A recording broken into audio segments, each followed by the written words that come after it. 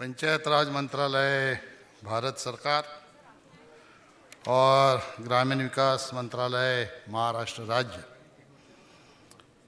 इनके संयुक्त विद्यमान से आयोजित इस कार्यशाला के उद्घाटक महाराष्ट्र राज्य के ग्राम विकास मंत्री मेरे मित्र आदरणीय गिरीश महाजन जी, मेरे मंत्रालय के सेक्रेटरी जिन्होंने अच्छा मार्गदर्शन आपको दिया, सम्माननीय सुनील कुमार जी, महाराष्ट्र राज्य के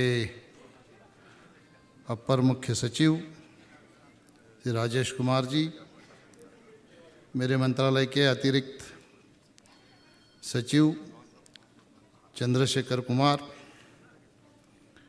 जिनके जिम्मेदारी से ये प्रोग्राम यहाँ पर हो रहा है, हमारी सह सचिव रेखा यादव जी, सह सचिव ओडिशा के श्री नंदा जी, डॉक्टर कलसेट्टी जी, आनंद भंडारी जी, सम्माननीय यशोद जी, जल जीवन मिशन महाराष्ट्र के महाजन जी, और विशेष उल्लेख यहाँ पर मैं करूँगा जिनको आप में से उठा के यहाँ पे बिठाया गया, वो पद्मश्री पुरस्कार हिरवे बाजार गांव के कई साल सरपंच रहे, प्रवर्तक है, वो पोपटराव पवार जी, उनको यहाँ पे क्यों बिठाया गया आप सब लोगों को मैं बताऊंगा। मंच पर उपस्थित सभी महानुभाव, उपस्थित देश के 28 राज्यों से आए हुए सरपंचगण, महाराष्ट्र से यहाँ उपस्थित सारे सरपंचगण, उपस्थित भाइयों और बहनों, पहले तो आपका मेरा होम स्टेट होने के कारण देश के कोने कोने से आए हुए सभी जनप्रतिनिधियों का मैं मेरे होम राज्य में स्वागत करता हूं। हमारे देश के प्रधानमंत्री एक लाइन हमेशा बोलते हैं, मक्खन पे लकीर मैं खींचता नहीं, मैं पत्थर पे लकीर खींचता हूं। मैंने थोड़ा सा उसको बदल के कहना शुरू कर दिया है, मक्खन पर लकीर तो हर कोई खींच सकता है, लेकिन जो पत्थर पे लकीर खींचता है उसको दुनिया नरेंद्र दामोदर दास मोदी के नाम से जानती है। वो मैं ये चाहता हूँ कि हमारे सरपंच भी है तो सरपंच भी मक्खन पर लकीर ना खींचे, पत्थर पे लकीर खींचने वाले हमारे सरपंच अपने कार्यों से पहचाने जाए। जो हमारे प्रधानमंत्री जी ने हमें संदेश दिया है उस संदेश को लेके काम करें। अभी पोपटराव जी का मैंने यहाँ पे उल्लेख किया, आपको भी अगर ऐसा लगता है कि कहीं ऐसा प्रोग्राम हो, कार्यशाला हो और आप में से किसी को उठा के स्टेज पे आना है तो इनके जैसा कार्य करना पड़ेगा।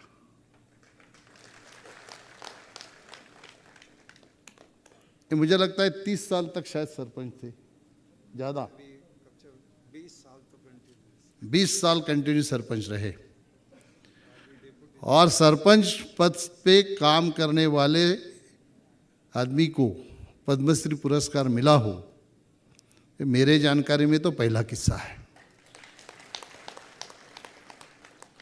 और इनसे प्रेरणा आपको मिले इसलिए आप उनको वहाँ से उठा के मंच पे बिठाया गया है।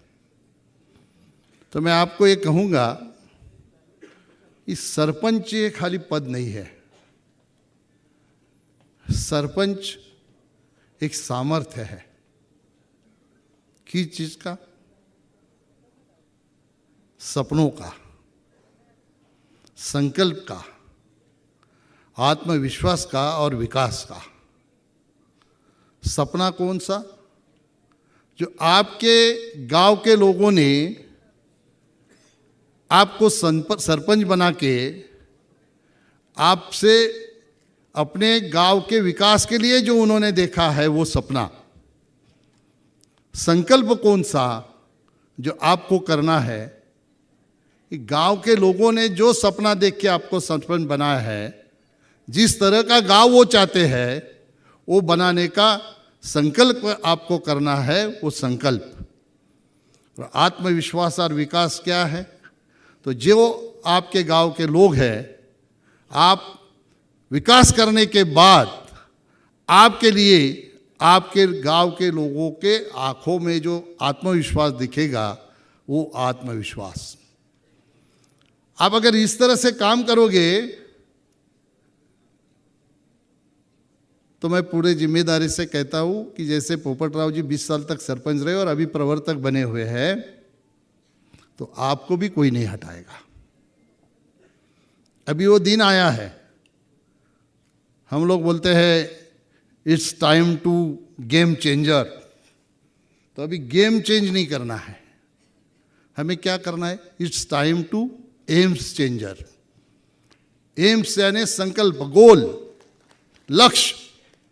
हमें लक्ष्य चेंज करना है। क्या लक्ष्य अभी हमें करना है? यह भले यहाँ पे 2 लक्ष्यों के ऊपर हम लोग कार्यशाला कर रहे हैं, लेकिन देश के कोने कोने में हम लोग जा रहे हैं। हमने पंजाब में कार्यशाला थी, सब्जेक्ट अलग था। हमने लखनऊ में की गए हफ्ते में, वहाँ पे योगी जी मुख्यमंत्री वहाँ पे उपस्थित थे, ये सब्जेक्ट अलग था। यहाँ पे सब्जेक्ट अलग है। यहाँ पे पानी और स्वच्छता का सब्जेक्ट है। अभी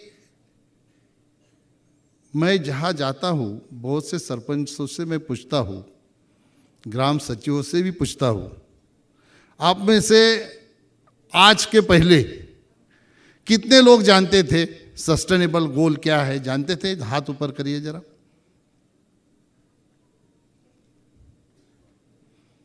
देखो मैं गिन रहा हूं, 3 हाथ ऊपर आए हैं।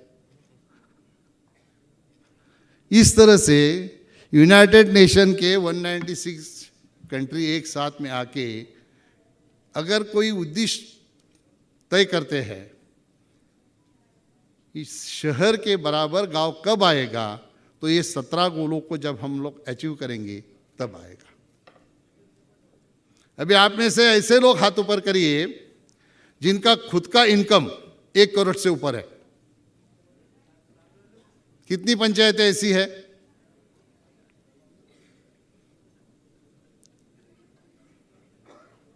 अरे हाथ ऊपर करो, आपसे पैसा नहीं मांगेंगे हम लोग। लगभग 10-12 तो हाथ ऊपर आ रहा है।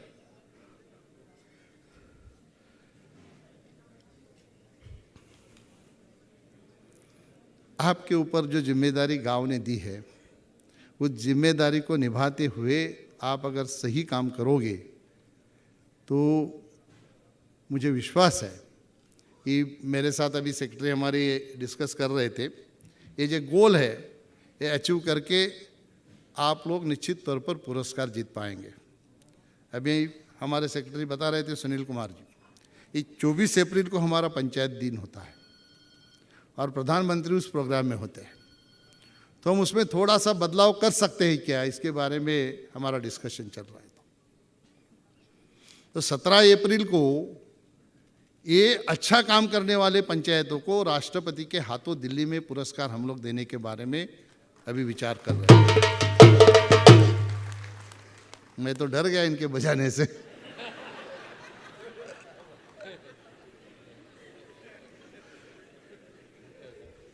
और फिर उसी दिन शाम को जिन पंचायतों को पुरस्कार मिलेगा, उन सरपंचों को प्रधानमंत्री के साथ हाई टी या टी पे हम लोग ले जा सकते हैं, तो दोनों के साथ मुलाकात उनकी हो सकती है। अभी आपको तय करना है वहां पे जाना है नहीं जाना है। पहले ऐसा था कि जो पार्टिसिपेट होगा उसको पुरस्कार मिलता था, अभी ये नहीं है। अभी जो सस्टेनेबल गोल है उसके ऊपर जो अच्छा काम करेगा, अलग अलग गोल के ऊपर जिनका काम अच्छा रहेगा, राज्य से हमारे पास जिले तालुका से कुछ लोग आएंगे, जिले में, जिले से आएंगे राज्य में, राज्य से आएंगे देश में, जिनको पुरस्कार मिलेगा उनको ये सम्मान मिलेगा। अभी यहाँ पे 28 राज्यों से 253 लोग आए हैं और महाराष्ट्र से 850 लोग आए। मैंने जो संकल्प की बात की थी, जो आपको करना है, क्या आप ये संकल्प कर सकते हैं कि हम लोग यहाँ पे लगभग 1000-1200 लोग हैं, यहाँ से जाने के बाद जो गोल के ऊपर कार्यशाला हो रही है इसको अचीव करने के लिए हम पूरा योगदान पूरे गांव को साथ में लेके हम लोग करेंगे। ऐसा संकल्प हम कर सकते हैं क्या? अरे आवाज नहीं आ रही आपकी। अभी ये 1200 लोग अगर पूरा संकल्प करके ये गोल अचीव करेंगे तो हम पुरस्कार किसको देंगे बताइए? तो हमारे मन में यही दुविधा होनी चाहिए कि पुरस्कार किसको दे। इतना अच्छा काम किया है, 30 साल से हम लोग पोपटराव जी का ही नाम ले रहे हैं। आपके मन को दुख नहीं होता है कि कभी तो आपका नाम लेने का मौका हमको मिले? ऐसा कुछ काम करिए कि हमने पोपटराव पवार जी से प्रेरणा ली और हमारे गांव में वो काम किया। अभी आप इनकी पंचायत मत देखो, आके मेरी पंचायत देखो। इस तरह से संकल्प करके हम लोग काम कर सकते हैं क्या? अगर इस तरह से हम लोग काम करने के बारे में सोचेंगे तो निश्चित तौर पर आपने कभी देखा ऐसा है कि हम लोग जब पिक्चर में गाना देखते हैं ना, उसमें बैकग्राउंड में कुछ हमारी बहनें डांस करते होती है, आगे हीरोइन होती है। सबका ड्रेस एक जैसा होता है क्या? होता है क्या? होता है ना? पीछे वालों का होता है क्या नहीं? पीछे वालों का सबका एक जैसा ड्रेस होता है, लेकिन जो हीरोइन होती है उसका ड्रेस अलग होता है। क्यों? क्योंकि हमारा फोकस उसकी तरफ जाना चाहिए, इसलिए उसको अलग ड्रेस दिया जाता है। आप कुछ ऐसा काम करिए, पीछे वाले भले एक जैसा कपड़ा पहने, लेकिन आपके काम ऐसे होने चाहिए कि पूरे महाराष्ट्र का फोकस आपके पंचायतों के ऊपर आना चाहिए। इस तरह से आपको काम करना, और इसकी जिम्मेदारी गांव ने आपको दी है। मैं गिरीश भाऊ हमेशा कहता हूं कि जितना बड़ा जगह होता है उतना बड़ा घर नहीं होता है, और जितना बड़ा घर होता है उतना बड़ा घर का दरवाजा नहीं होता है, और जितना बड़ा दरवाजा होता है उतना बड़ा ताला नहीं होता है, और जितना बड़ा ताला होता है उतनी बड़ी चाबी नहीं होती है। लेकिन जब हम घर से बाहर जाते हैं ताला लगा के, तो वो छोटी से चाबी के ऊपर भरोसा करके हम लोग घर से बाहर जाते क्या नहीं जाते? जाते हैं ना? तो समझ लो जितनी जगह है उतना तुम्हारा गांव को समझ लो।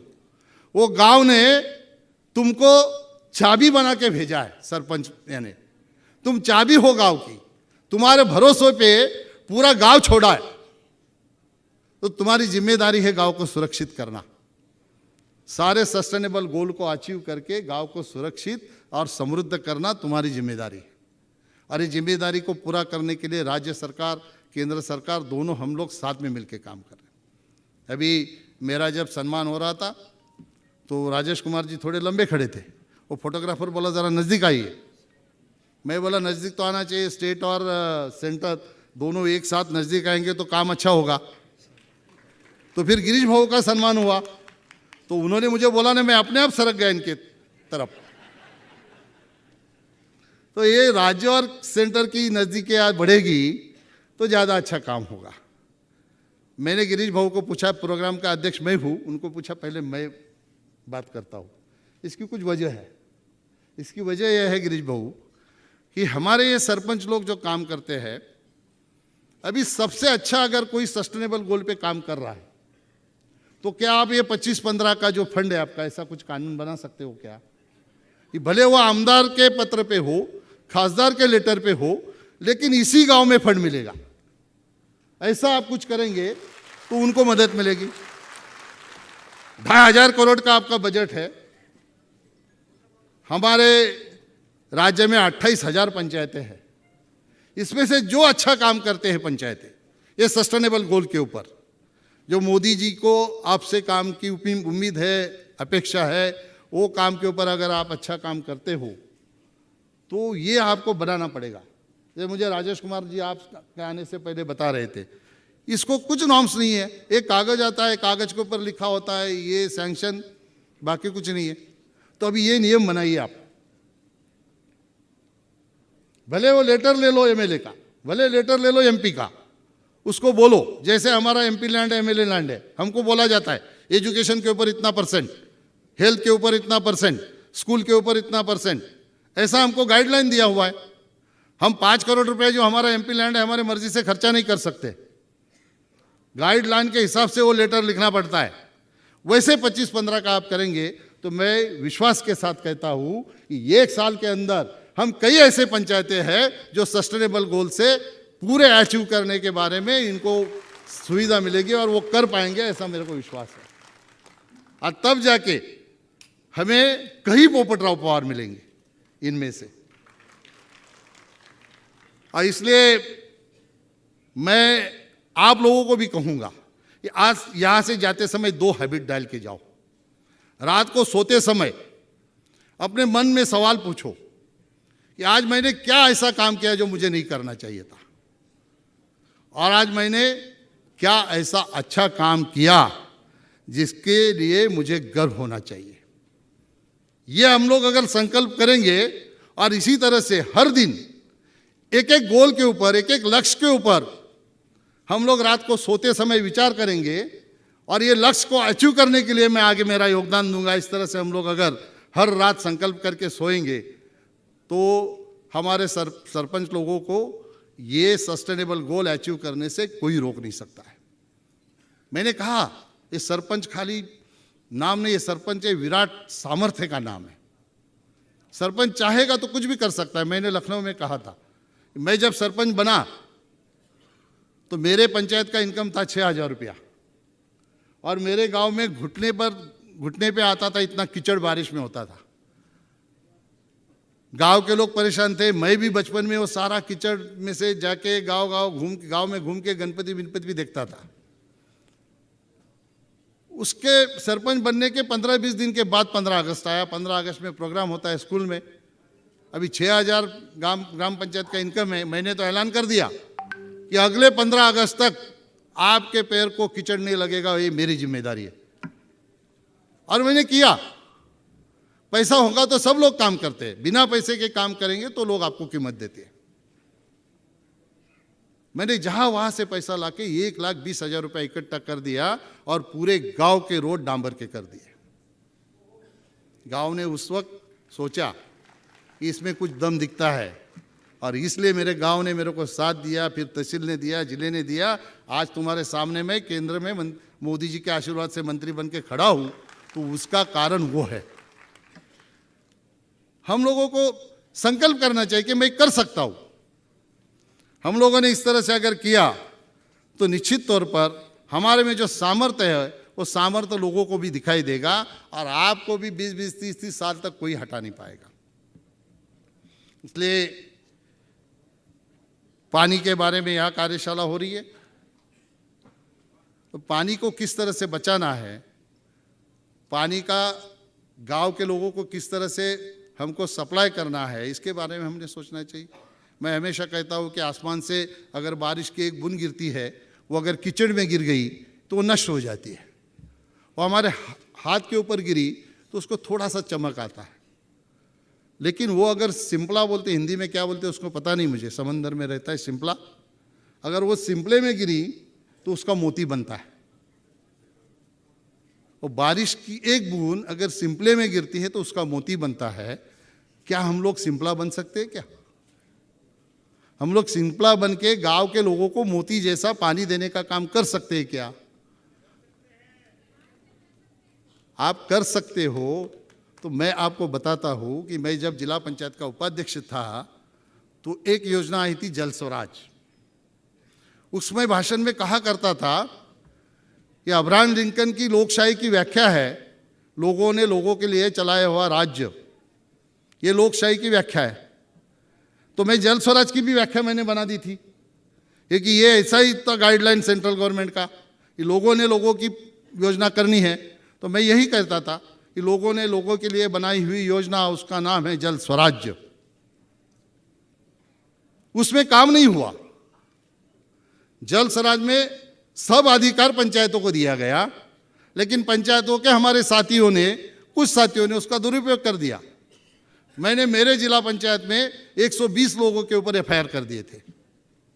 और फिर उसके बाद भारत निर्माण आई। भारत निर्माण योजना में जल स्वराज से जो अधूरे काम थे वो उसमें ले लिए। अभी भारत निर्माण में जो अधूरे थे वो जल जीवन मिशन में आ गए। अभी जल जीवन मिशन में 50% पैसा राज्य सरकार का है, 50% पैसा केंद्र सरकार का है, और आपको 10% जमा करके आपके ही खाते में ही रखना है मेंटेनेंस के लिए। कि हम लोग अभी ना चुके हुए ये काम कर सकते हैं क्या? मोदी जी का संकल्प है कि हर घर नल, हर घर जल, हर घर नल। हर एक घर में नल से पानी देने का संकल्प मोदी जी ने किया। जब तक आप लोग नहीं चाहोगे ये संकल्प पूरा नहीं होगा। और राज्य के यशवंत जी यहाँ पे है, और ग्राम विकास सचिव को भी मैं कहूँगा कि ये इन्फॉर्मेशन राज्य से अगर गलत आई तो ये गांव को कभी भी हर घर में जल नहीं मिलेगा। आपको जैसे मैंने कहा, मैंने हमारे प्रेजेंटेशन लिया था हम लोगों ने जल शक्ति मंत्रालय से, जो महाराष्ट्र राज्य से जो इन्फॉर्मेशन आई थी वो थोड़ी गलत थी। इसको जरा आप देखिए, एक्चुअली फैक्ट क्या है। योजना 10 साल पहले हुई लेकिन अभी पानी ही नहीं है, तो उसको फिर से करना पड़ेगा। अगर उसको आप बोलेंगे 100% कवर है तो फिर हमारे जो सस्टेनेबल गोल है ये अचीव ही नहीं होंगे। इसको आपको, हमको, पानी पुरवठा मंत्रालय, उनको सबको साथ में आके इसको करना पड़ेगा। अगर नहीं हम लोग करेंगे तो ये हम लोग अचीव नहीं कर पाएंगे।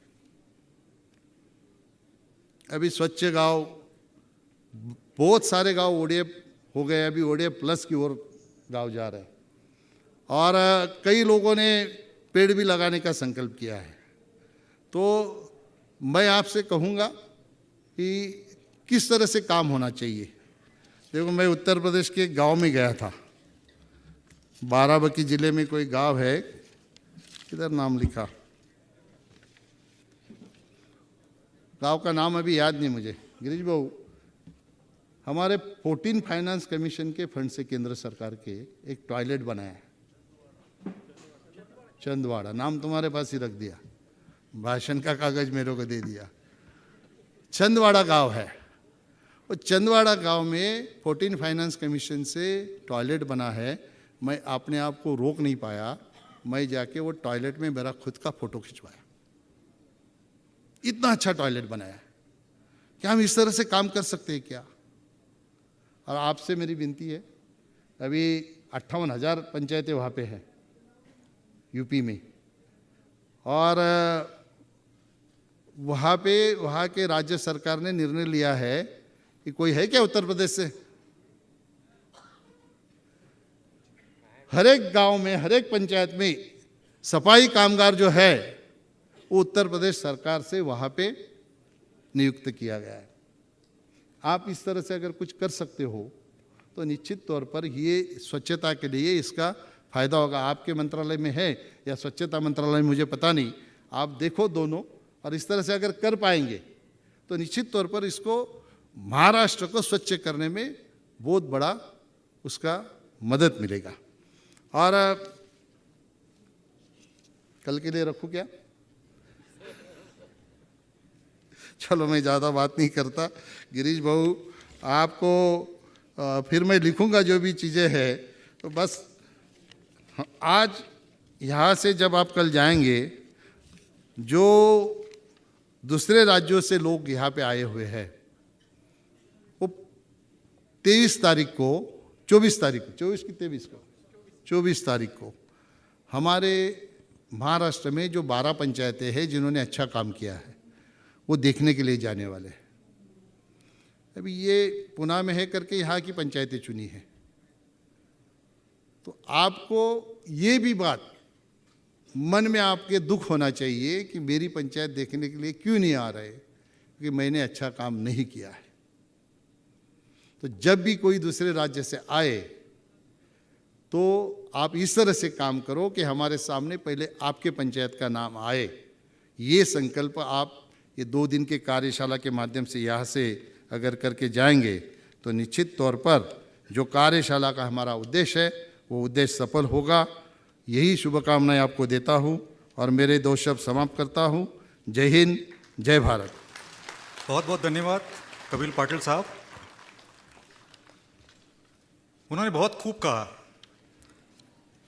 मक्खन पे लकीर तो हर कोई खींचता है, लेकिन पत्थर पे लकीर जो खींचता है उसे आदरणीय पंतप्रधान जी नरेंद्र जी मोदी कहते हैं।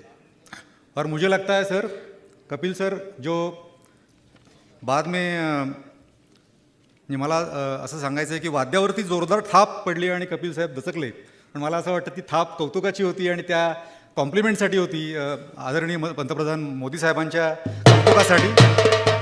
क्या बात आहे।